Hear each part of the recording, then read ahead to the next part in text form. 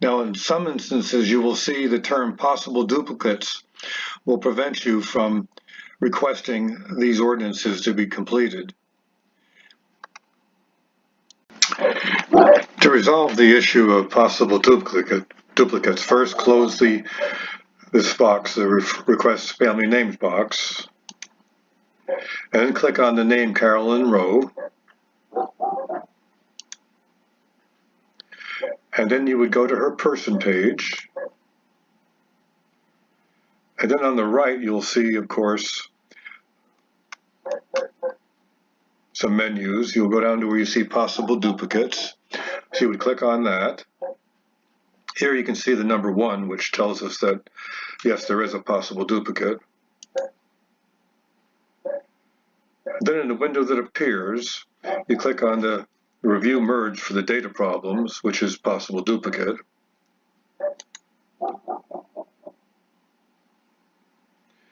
And now to determine whether or not this is a possible match, we want to explore these two side by sides to see if in fact they're something that we want to say yes, continue to. We can see that Carolyn Rowe has parents named Daniel and Mahala. And now if we go down on this side, on the right side, which is the right side is our tree, information from our tree. The left side is the possible duplicate. As we come down, we'll see that the Caroline Rowe in our tree has parents named Daniel and Mahali, which is very, very much similar to what we see here. We also see that the family is from had a lot of dealings in Orange, New Jersey. And we see on the left that this possible duplicate has associations and dealings in Orange, New Jersey as well. So we have very little else to go on because the left side doesn't show, the left side does show a birth year, but the right side does not. The same with the death year.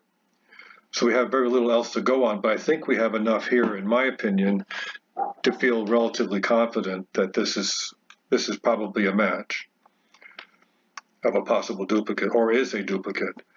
So I'm going to say yes to continue. And now we have a chance to add information from the possible duplicate and bring it over to the Carolyn Rowe in our tree. So you look down and you say, well, the Carolyn Rowe and the Carolyn Rowe is the same, so no sense replacing that data. Coming down, you'll see female and female is the same. The birth year we have here is a death of 1875. Well, there's no death on the right side, so we would replace the 1875 with the nothing over here on the right. As we go down, we can see there's nothing there on the left to add or to bring over. Same with the family, parents, and siblings. So we brought over from the left about everything we can bring over to the right. So now I'm going to say continue. And then explain why you think this merge is correct. Well, here's your options down here, the different boxes. The first box is all vital information in relationship match, which is true, but this one says most vital information in relationships match. So I'm going to go with the most vital information and say add that, and that pops up in the reason for merge. So now I'm going to say finish merge. And so now we have effectively merged those two together. And as we come down, we'll see the possible duplicates indicate there's 0 now.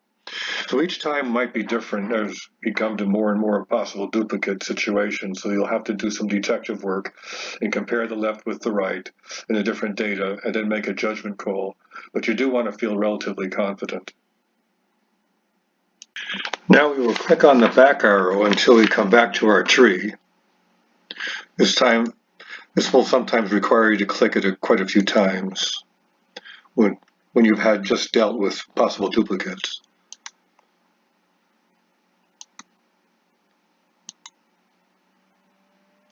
We can now click on the 4 generations again.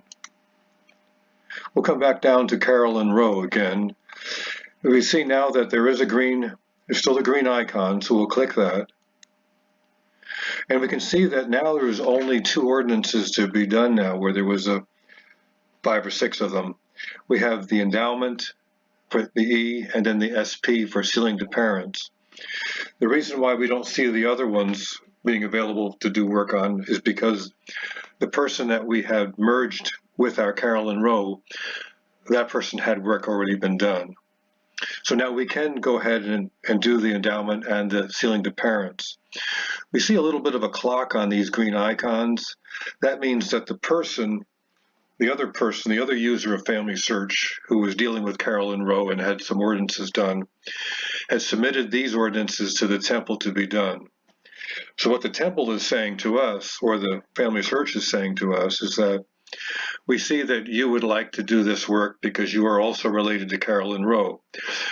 Well, someone else has to turn them over to us, but because you are a relative, we're going to allow you to do them, but we're going to give you 90 days to do them.